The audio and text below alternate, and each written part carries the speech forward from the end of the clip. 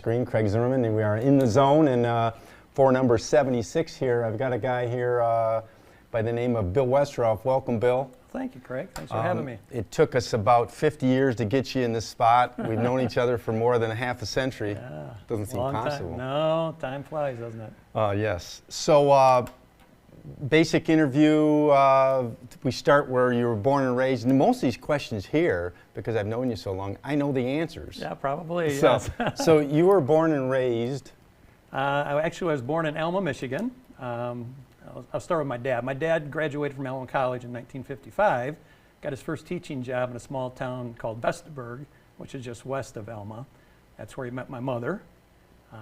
So I came along, I was born in Alma, and then he took a job in Elginak, 1960, so we moved over here, and he spent 1 year there, went to Marine City in 1961 because they had a baseball job open up, and been here ever since. And so from 1961 then on, Marine City's had a Westerhof in East China School.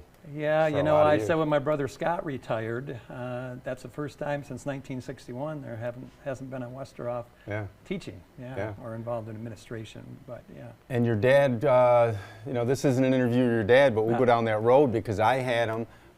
He did PE and he did English. English. Yeah. PE in his early years, and then English as he finished up his career, yes. I can still remember, like, I think of down the hallway, which room was his, which room was Glenn Golding's, Mr. Amiel, some of the other teachers. Yes. So here's a question going off of that, growing up in the Jack Westerhof family. So the endurance test, did you have to do the endurance test before you got to school at some point? Did he test you to do the endurance test? Yeah, well, you know what, that was something that I don't want to say I look forward to. I'm much like everyone else. It was something that you kind of dreaded, but it was a great challenge. You know, you wanted to be able to complete that thing. So, yeah. Let's explain what the endurance test was. So that was, I'm guessing your dad brought that in the mid-60s, early 70s? You know, I don't know the real history of that. It's just something he did for a long time. So it was, we're old Jeff Jim. That's where I had PE with him. He had to do, what was it, 3 laps in 30 seconds, and then you had an exercise to do for 30 seconds. Could be a duck walk. Yeah. Could be what else? Jumping jacks, you know, whatever. You had to do something else for 30 seconds, and then I think there were, for a total of 17, I believe it was, to complete it. Yeah. Now, I remember back in the day, because I would have been there at Marine City Middle School, 6th, 7th, and 8th, and I don't remember exactly, but I can remember not finishing, but then I can remember making that a big deal to finish, and I couldn't remember what grade, but I finished it for at least, you know, 1 or 2 years. Yeah. Me too. I think I did it, completed it one time, but that was a goal, definitely. You know, you want to be able to complete it. And it's funny because when I see people that had my dad, that's one of the first things that comes up is that endurance test yet today, That, and then, you know, you think about it too, how times have changed. Okay, when you and I went to middle school, I can remember probably 7th or 8th grade, we used colored shorts. But before that, white shorts, white T-shirt, right? Yes, exactly, yeah. When I took over, I taught in the classroom for years, elementary-wise, but when I took over in PE, Kevin Dubé, who had my dad as well, purchased a pair of shorts, a white shorts, T-shirt, and a whistle for me. So I could carry on the tradition, I guess. Yeah. Now, if a kid showed up with both of those things today, people would do a they'd look at him and say, "What's this?" Yeah, you know, but that was pretty standard back then. That was standard. Yeah. And then the other thing is, you didn't have a choice of 32 different tennis shoes. I mean, it was pretty much Chuck Taylor's, right? Exactly. Yeah. Chuck Taylor, Converse. Yeah, that was it. Yeah. So you go to Marine City Middle School, you go to Marine City High School. Now let's talk about Marine City High School. We talked earlier before the camera started about one of our former teachers who was a great coach and probably a mentor to, I would hesitate to say probably thousands of people. Yeah, exactly. Larry Rombach. Yeah. Larry and Jerry Warkentine and Bill Amiel were all mentors, if you will, probably. Tell me about that, playing for him. You know, I ended up doing a lot of coaching in my career, and there was something, you know, every coach that you played for, you learned something from. So, you know, Len Golding I had, you know, middle school basketball, Bob Otis, Steve Dunker, Larry Rombach. You know, Larry and Jerry Workentine had taken over the varsity football program when I was a freshman. And yeah, if anybody who knows the history of Marine City football knows the time leading up to that was just terrible for a number of years, you know. And they brought organization and discipline into the program, you know, and that's where it got started. I think, if I remember correctly, their first year, the varsity team had a winning record for the first time in forever. Many years, right. You know, and and I think I heard you say this when you talked to Larry, that they kind of laid the groundwork for what the program became. Sure. You know, Sure. so they deserve a lot of credit for that. But it wasn't easy playing for them. They were tough on you. Oh, yeah. But you know what? That's that discipline, and they wanted you to have that same passion that they had. Sure. So, Sure. you know. I look at that and I say, you know, it's you can't really pinpoint it, but I think that permeates through that system today. And I think it just started and it's still there because they haven't had 30 coaches. I'm talking head coaches. Right. They've had about 6 in 50 years, maybe a few more if we go through, but not a lot. Right. So, you know, Jerry and Mr. Rombach, and then they handed off, and then you had Tim Carlson? Tim Carlson, yeah. Tim Carlson for a year or two. Yeah. Then you had Bob Siskavich. Right. And realistically, if you talk about that, you're sort of into the new era, right? Yes. And then people would sort of say, well, the Bob, Tony, Ron thing just continued, right? And so now you have Darren Letson, which is a protege of all those guys. Right. So it seems like the term I'll use is their fingerprints are still all over that. Oh, definitely. Yeah. Yeah.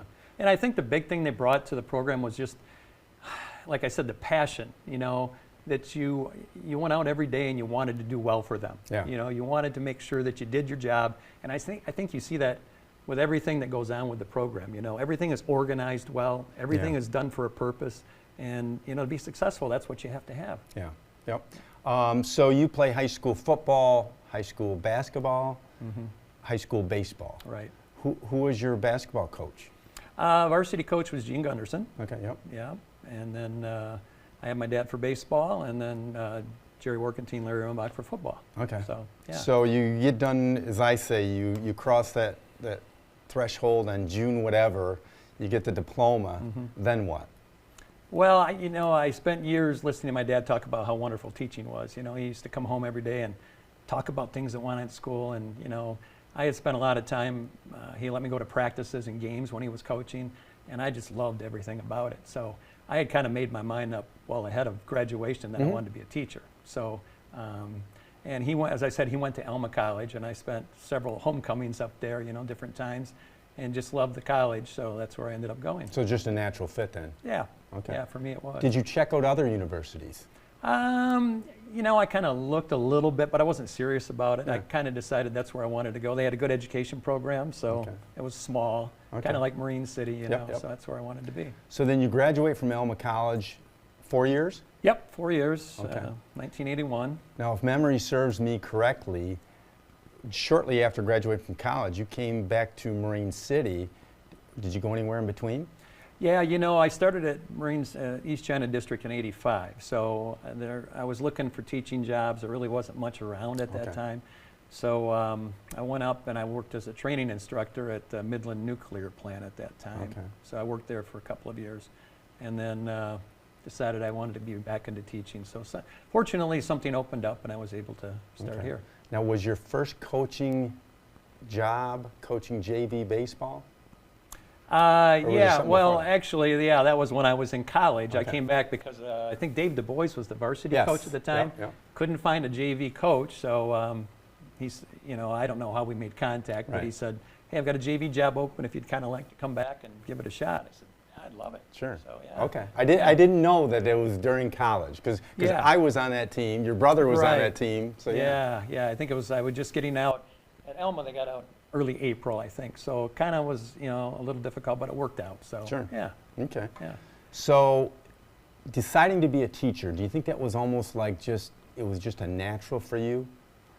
Yeah, as I said, I grew up around it, and I loved everything about it. You know, I loved the teaching aspect. I wanted to be a coach, so, you know, that worked out that way. So, yeah, I really didn't look at anything else. Yeah, so that's why I made the decision. And how many years were you teaching in East China? I ended up teaching 37 in East China, a little over 38 overall with all my subbing and everything. Yeah. Okay. So. How did the last couple years go? You know, it was a little difficult because we were coming out of COVID, Okay. and that COVID kind of changed things, you know. I mean, I was looking at retirement anyway at Sure. some point, but that kind of just accelerated the process a little bit. Yeah, my dad always said when he got to the end of his career, it's not like it was when I started. And I think probably everyone says that. Yes. So, and when I got to that point where I was saying it's not like it was when I started, I knew it was time. So. And my theory on that is that I think you're right. I think it's with anything. You could be a production person working a line at Chrysler. You could do. I think doing something for a protracted period of 30 plus years. Yeah. There's certain things you don't like or just change. Yes. I mean, when you started, there was no such thing as a computer in the classroom. Exactly. You know, so there's a lot of different things. Right. You know, that's like you watch the news, and I heard him talking the other day on the news about cell phones in the classroom.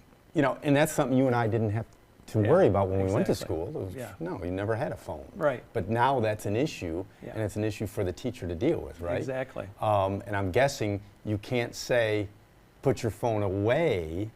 You know, so you got to, I guess, toe the line. And yeah, it's, you know, there are so many different things to deal with now in the classroom than there were when I first started, you know. And as I got to the end, I just said, you know what, I don't know if I want to deal with this any longer. All that change. All that change, you know. Whereas, well, my son Tyler, who's a teacher, he's more equipped to handle that because he's grown up with it. Fresh out of it, right? Yeah, so he knows how to deal with situations like that. So, yeah, there comes a time, I guess. It's pretty interesting when you look at it from a small town perspective. Your father was a teacher, your two brothers were teachers, and now your son's a teacher. So it's interesting to see that happen. Yeah. And I mentioned before how when you talk to Tyler, you can tell he's really into it. Right. You know, his eyes light up when he starts talking about it. Yes. So, yeah. Yeah. Let's step back and talk a little bit about stuff that maybe isn't, say, on the paper, but it just reminds me. You played a lot of softball, you know, after high school. Right. Was it always with Gords?